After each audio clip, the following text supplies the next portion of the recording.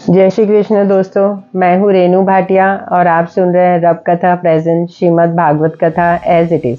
ये है 46th episode और आप सुन रहे हैं 10वां स्कंद 28वां अध्याय। श्याम व श्यामा स्त्री रूप बनकर बंसीबट में बाहर विहार करने जाते हैं। चंद्रावली ने हंसकर श्यामा से पूछा कि कहो प्यारी, ये नई सखी सांवली सूरती मोनी मूरत कहाँ से आई जो तेरे साथ विहार करने जाती है। राधा बोली कि यह सखी मथुरा से आती है।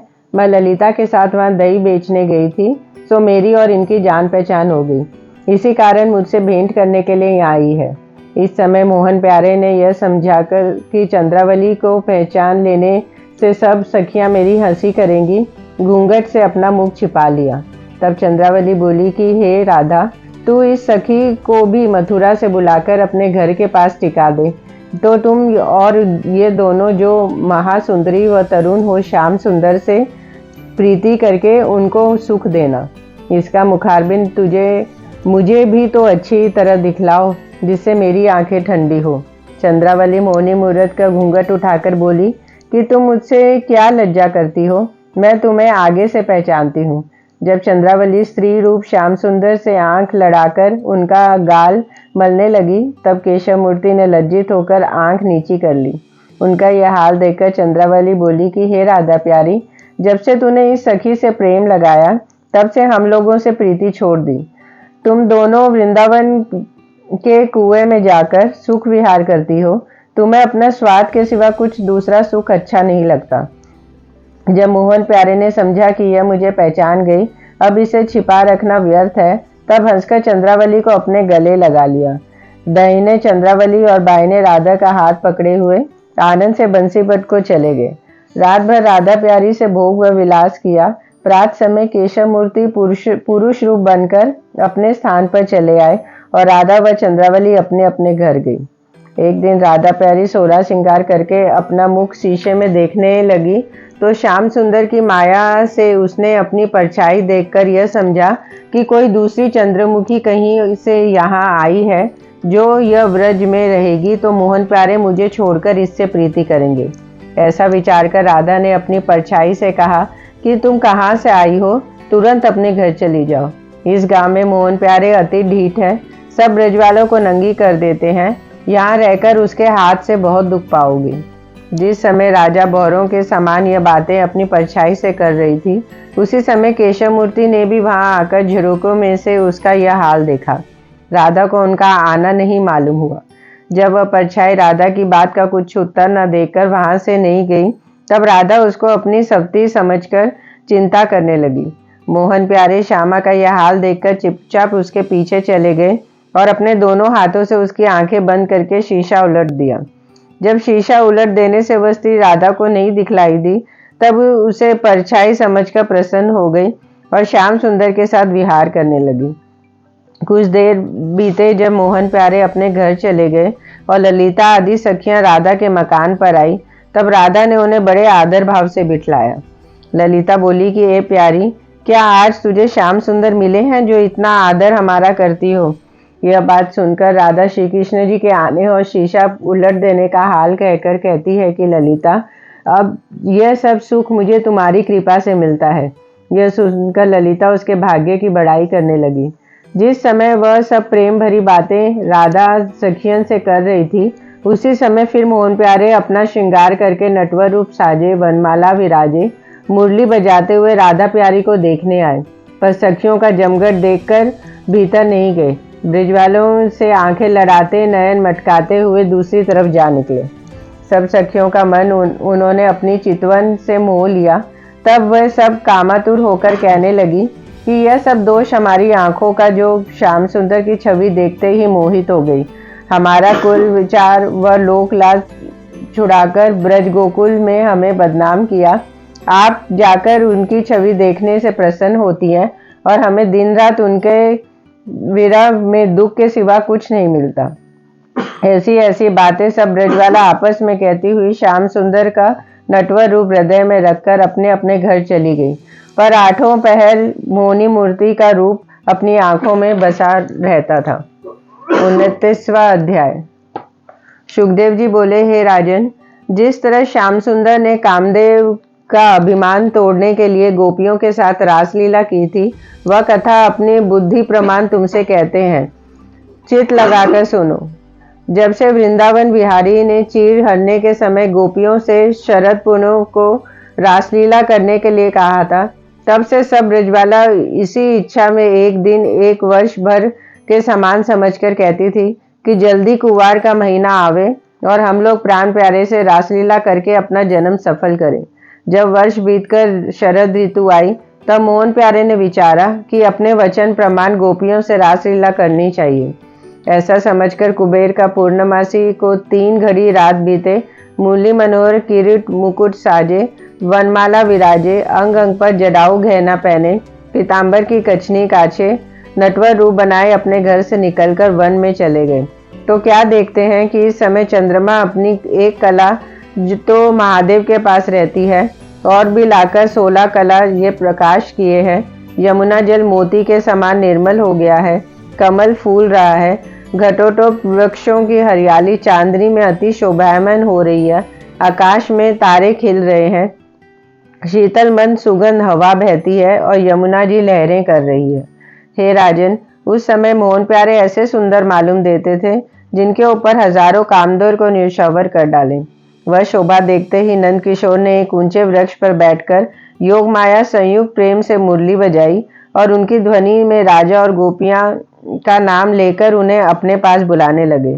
उस समय केशव मूर्ति ने ऐसी माया कर दी कि जिन ब्रजवालों ने उनको पति बनाने की इच्छा से व्रत व पूजन किया, उन्हीं को वह मुरली सुन पड़ी और दूसरे किसी को नहीं सुनाई दी।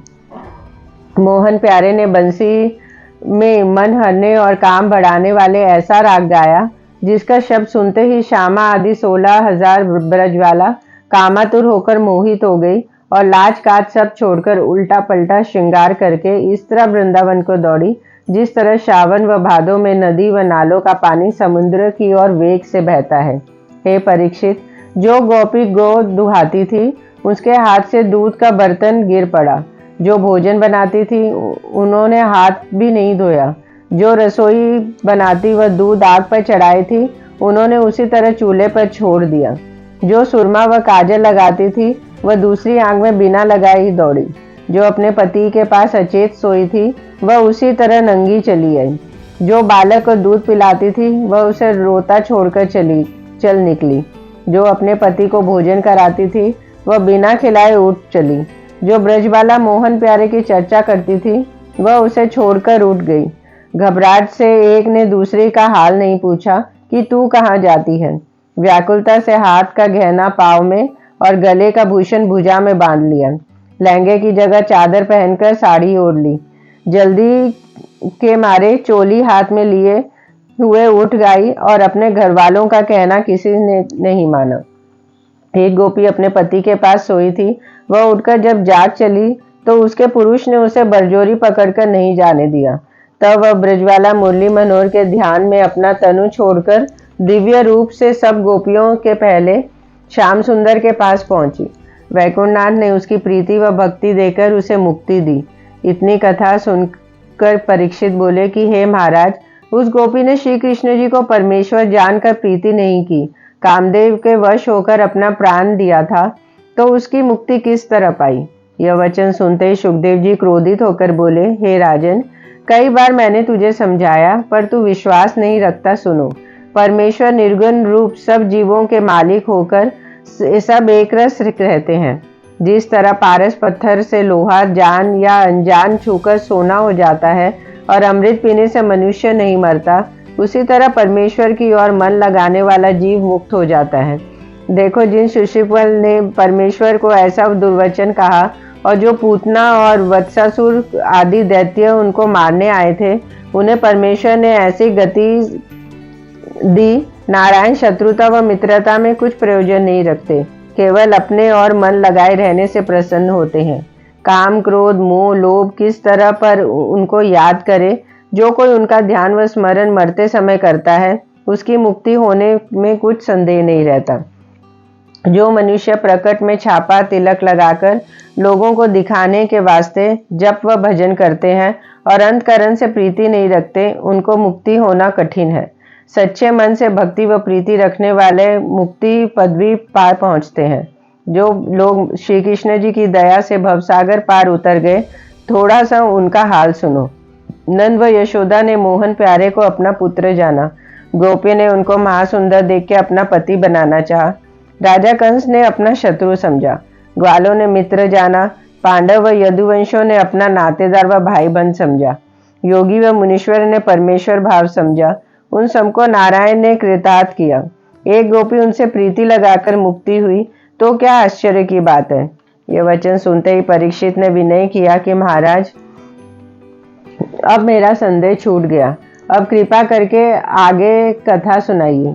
सुखदेव जी बोले, हे परीक्षित, राधा प्यारी आदि 16,000 ब्रिजवाला बड़े उमंग से केशवमूर्ति के पास जा पहुंची। उस समय मनहरन प्यारे की शोभा ऐसी मालूम देती थी जैसे तारों में चंद्रमा रहते हैं।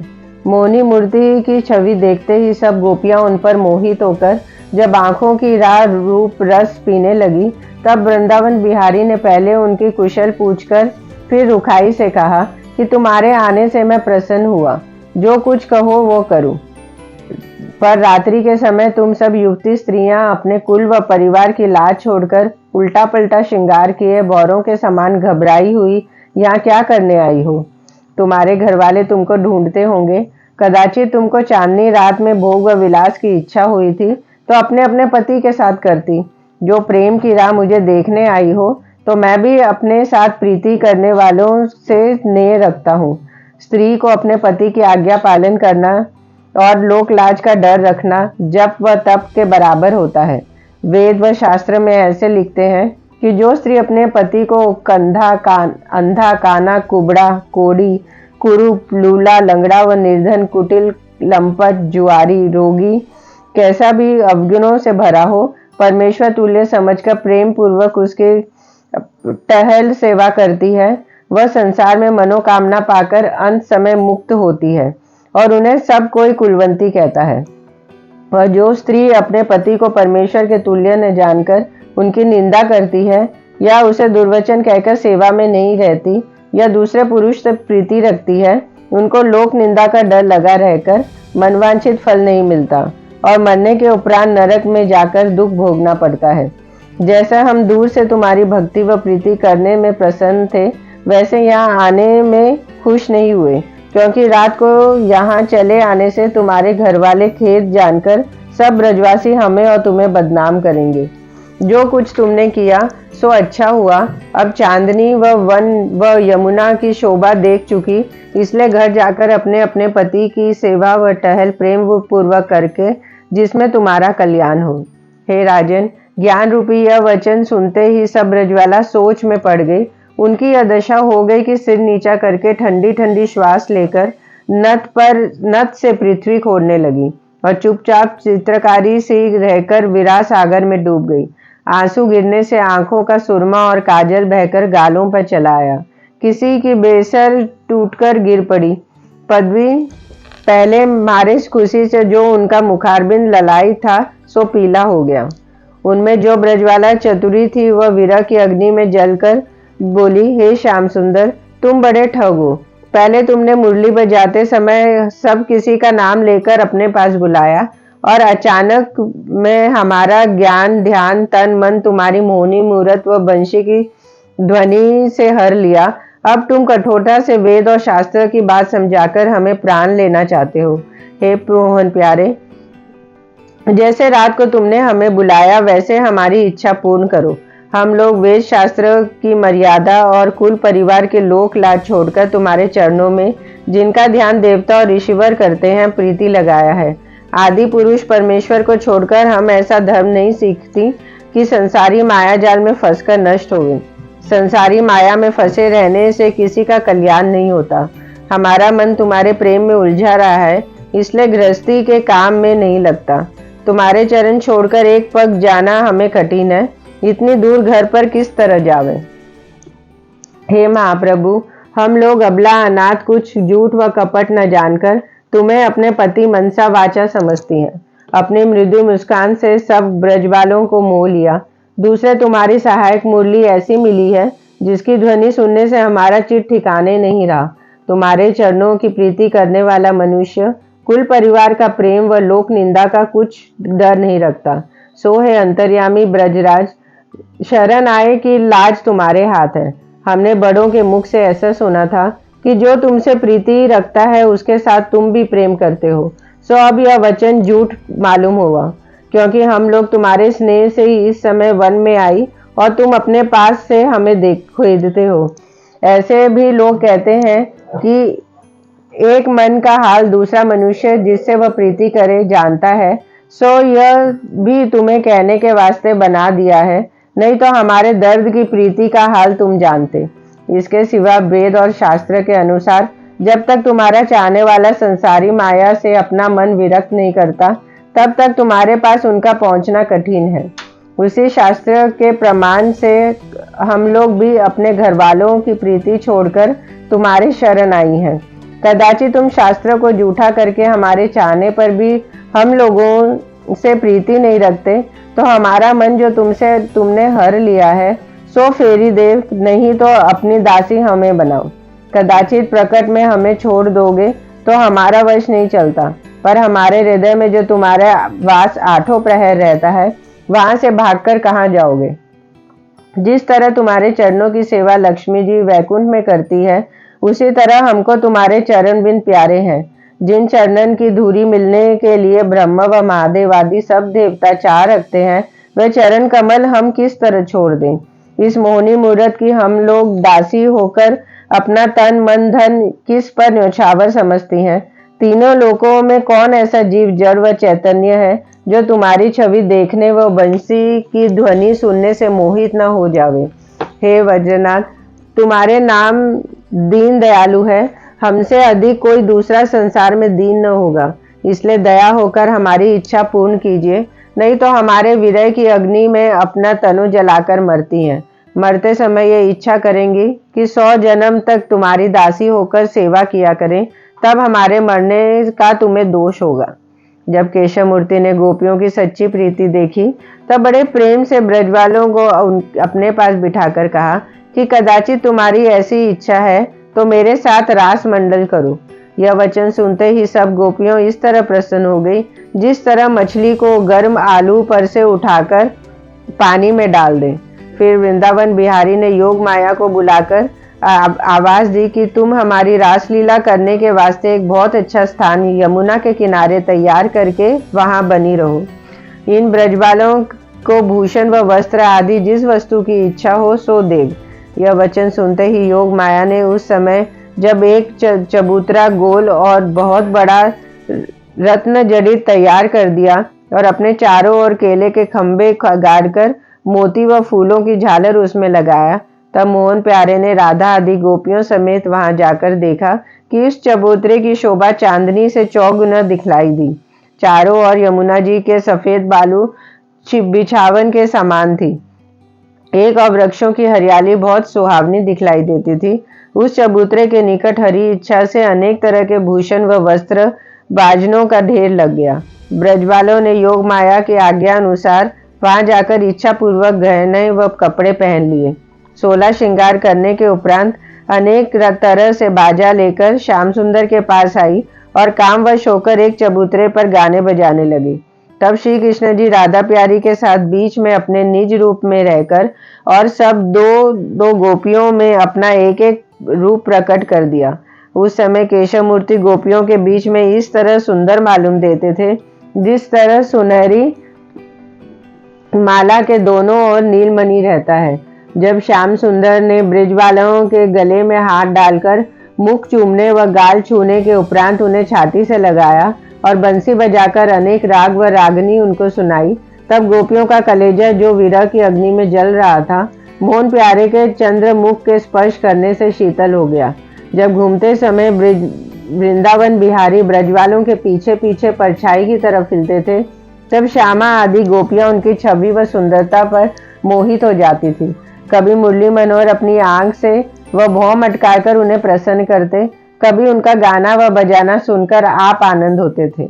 कोई ब्रजवाला उनकी मुरली छीनकर आप बजाती और कोई स्वर मिलाकर गाने लगती थी। हे राजन, उस समय वहां ऐसा आनंद हो रहा था जिसे ब्रह्मा व महादेव आदि देवता देखकर कहते थे कि ब्रजवासियों का बड़ा भाग्य है। देखो, जिस परब्रह्म परमेश्वर का दर्शन हम लोगों को जल्दी ध्यान में नहीं मिलता, वह वैकुंठनाथ सब ब्रजवालों के साथ रास व विलास करते हैं। हे परीक्षित, जब गोपियों ने मनहरन प्यारे की ऐसी कृपा अपने ऊपर देखी, तब अभिमान से कहने लगी कि हमारे बराबर सुंदर कोई दूसरी स्त्री न होगी। इस वास्ते नंदकिशोर हम लोगों के वश में होकर हमें बहुत प्यार करते हैं। त्रिलोकीनाथ को हमने ताली बजाकर नचा दिया, अब हमारी आज्ञा के बिना कुछ नहीं करेंगे। ऐसा विचार कर एक गोपी कटाक्ष करके बोली, हे नंदलाल, मेरे पांव नाचते नाचते दुखने लगे। कोई उनका हाथ पकड़कर बैठ गई तो कोई कंधा थामकर खड़ी हो गई। इतनी कथा सुनाकर सुखदेव जी ने कहा, हे परीक्षित, जब गोपियों लज्जा व धर्म छोड़कर मुरली मनोहर को पाप की दृष्टि से देखने लगी, तब गर्भ प्रहरी भगवान ने विचारा कि यह सब ब्रजवाला अज्ञान से मुझे अपना पति समझकर अंग से लिपटती है। मुझे अपनी भक्ति की और सब बातें उत्तम मालूम होती है, पर अभिमान अच्छा नहीं लगता। इसके लिए मैं इनको अकेली छोड़कर अंतर्ध्यान हो जाऊं, तब इनका घर टूट जाएगा। देखें, मेरे जाने के उपरांत ये लोग वन में क्या करती है। 30वां अध्याय। राजा परीक्षित इतनी कथा सुनकर बोले, श्याम सुंदर के अंतर्ध्यान होने पर गोपियों की क्या दशा हुई। सुखदेव जी ने कहा, हे राजन, जब रास मंडल से केशव मूर्ति श्यामा समेत अंतर्ध्यान हो गए, तब सब गोपियों का मुख सुख और विलास स्वप्न के धन के समान जाता रहा और सब ब्रजवाला इस तरह व्याकुल हो गई जिस तरह हरिण अपने झुंड से विलग होकर घबरा जाती है। दूसरी गोपी बोली कि यह चिच्चोर इसी वृंदावन के कुंजों में कहीं छिपा होगा। यह वचन सुनते ही सब ब्रजवाला श्याम सुंदर का नाम ले लेकर चारों ओर यमुना के किनारे व वन में पुकार कर कहने लगी, हे प्राणपति, हमें छोड़कर तुम कहाँ चले गए। जब गोपियां उनकी खोज में दौड़ते दौड़ते थक गई और रोते रोते आंखों में अंधेरा छा गया, तब उनकी यह दशा हो गई जैसे सांप मणि खो जाने से घबरा जाता है और मछली बिना पानी के तड़पने लगती है। उस महादुख के समय एक गोपी बोली, ए सखी, मरहर प्यारे मुझे छटकाकर कहाँ चले गए। अभी तो मेरे गले में बाण डाले खड़े थे। तुम लोगों में से किसी ने उनको जाते देखा है। यह सुनकर दूसरी ब्रजबाला, जो विरह की अग्नि में जल रही थी, हाय मारकर कहने लगी, अरे बावरी, मैं उनको देखती तो क्या जाने देती। हम लोग तो उनकी सेवा मनसा वाचा कर्मना करती थी। न मालूम कौन ऐसा अपराध हुआ जो आधी रात को इस वन में अकेली छोड़कर चले गए। इसी तरह सब ब्रजवाला अपना अपना दुख एक दूसरे से कहकर बहुत विलाप कर बोली, हे वज्रनाथ, हम लोग अबला अनाथ को क्यों इतना दुख देते हो। हमने अपने तन मन दोनों तुम्हारे ऊपर निछावर कर दिया है, इसलिए हम लोगों को बिना दाम के दासी समझकर जल्दी अपना दर्शन दो। जब बहुत ढूंढने व विलाप करने पर भी मोहन प्यारे का कहीं कुछ पता नहीं मिला, तब बड़े शब्द से रुदन करके बोली, रुदन करके बोली, हे परमेश्वर, हम लोग अबला अनाथ कहाँ जाकर उन्हें ढूंढे। किसने अपना दुख कहे और कौन ऐसा उपाय करे जिसमें हमारा चित्त चुराने वाला मिल जावे। यहाँ तो कोई बहोटी भी नहीं दिखाई देता जिससे उनका पता पूछे। जिस समय गोपियां इस तरह का विलाप कर रही थी, उसी समय एक सखी बोली कि सुनो प्यारियों, इस वन में जितने वृक्ष और पशु पक्षी देखते हो, वह सब पिछले जन्म में ऋषि व मुनि हैं। उन्होंने कृष्ण लीला का सुख देखने के लिए व्रज में जन्म लिया। इन लोगों ने श्याम सुंदर को अवश्य देखा होगा। इनसे इनका हाल पूछो तो मालूम हो सकता है। यह सुनकर सब ब्रजवाला बौरों के समान पशु व वृक्षों से पूछने लगी, अभी श्री कृष्ण हमारा मन चुराकर मारे डर से भाग गए हैं, क्या तुमने देखा था। दूसरे ब्रजवाला बोली कि हे गुलर, वट पीपर कटहल बेर पाकर मौली सीरी जामुन आम इमली कदम बेल अफलसा आदि के वृक्ष परोपकार के लिए तुम लोग मृत्यु लोक में जन्म लेकर अपनी छाया फल व फूलों से सबको सुख देते हो। सो हम लोग का मन हरकर नंदलाल जी अंतर्ध्यान हो गए, तुम्हें दिखाई तो नहीं दिए थे। दूसरे ने कहा कि हे नीम कचनार चंपा के वृक्ष, तुमने कहीं नंद कुमार को देखा है।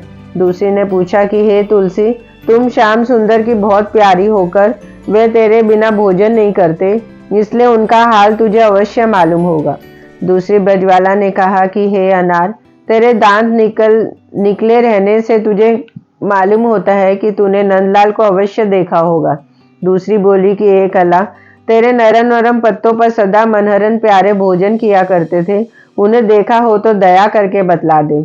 अब उनके विरह का दुख हमसे नहीं सहा जाता। दूसरी कहने लगी कि हे अशोक के वृक्ष, तेरा नाम परमेश्वर ने इसीलिए अशोक रखा है कि तू दूसरों का शोक मिटा दे। सो हम लोग श्री कृष्ण के विराट सागर में डूब रही हैं। तूने नंद किशोर को देखा हो तो बतलाकर हमारा शोक छुड़ा दे, नहीं तो आज से अपना नाम अशोक मत रख। दूसरे ने कहा कि हे चंदन, तू नंदन कुमार को बहुत प्यारा है, तुझे वह अपने अंग लगाए रहते हैं, तू उन्हें जानता हो तो बतलाकर यश उठा ले। दूसरी बोली कि ए जूही, मालती, नेवरी और चमेली के फूल, तुमने इस तरफ कन्हैया को जाते देखा था? तुम्हारा रूप देखने से मालूम होता है कि वह अपना हाथ तुम पर फेरते गए हैं, इसलिए तुम लोग प्रसन्नता से फूले हुए हमारी हंसी करते हो। दूसरी बोली कि एक केतकी के फूल, तेरी सुगंध लेने के लिए अनेक देश के भौरे आते हैं, सो हम दुखियों का दयालु होकर उनसे श्याम सुंदर का पता पूछकर हमें बतला दे। दूसरी ने कहा कि हे पृथ्वी, तेरे ऊपर केशव मूर्ति सदा से बड़ी प्रीति करते आए हैं। जब तुझको हिरण्याक्ष दैत्य पाताल में ले गया तब वे वारा रूप धरकर अपने दांतों से उठा लाए थे और वामन अवतार लेकर तुझे राजा बलि से दान लिया था, इसलिए तेरे बराबर दूसरे का भाग्य नहीं हो सकता। तुझे उनका पता चरण धरने से अवश्य मालूम होगा। हमें अपने ऊपर न्यौछावर समझकर शीघ्र उनका हाल बतला दे। हे राजन, जब बहुत पूछने पर भी किसी ने श्याम सुंदर का कुछ पता नहीं बताया, तब और अधिक विलाप करके चारों ओर उन्हें खोजने लगी। उनकी दशा देखकर उस वन के सब पशु पक्षी व वृक्ष इतना सोच करते थे जिनका हाल वर्णन नहीं किया जा सकता। उसी समय एक गोपी ने श्री कृष्ण जी के पांव का चिन्ह देखकर सब ब्रजवालों को दिखाया कि यह आकार देखते ही सबों ने वहां की धूली उठाकर अपने आंखों पर लगाई और उस पृथ्वी को चूमकर बोली कि भला इस चिच्चोर का पता तो मिलिया की किस ओर गया है। फिर सब गोपियां उस चरण का पता देखती हुई आगे चली। जब थोड़ी दूर और बढ़ी तब एक स्त्री के पांव का चिन्ह भी दिखलाई पड़ा। उसे देखकर उन्हें और अधिक दाव उत्पन्न हुआ। वह बड़ी करुणा से आपस में कहने लगी कि देखो, श्यामा उन्हें बहुत प्यारी थी जो उसे अपने साथ ले गए। उसने पिछले जन्म महादेव व पार्वती को बड़ा तप किया था, जो अकेले में श्याम सुंदर के साथ सुख उठाती है और हम लोग उनके विरह में रात को भटकती फिरती हैं। दूसरी स्त्री बोली कि श्याम सुंदर का ध्यान व स्मरण करने वाला मुक्ति पद भी पाता है, पर श्यामा की बराबरी वह नहीं कर सकता, क्योंकि श्यामा नंद कुमार का मुख चूमकर अपना जन्म सफल करती है। राधे राधे, प्रेम से बोलो राधे राधे।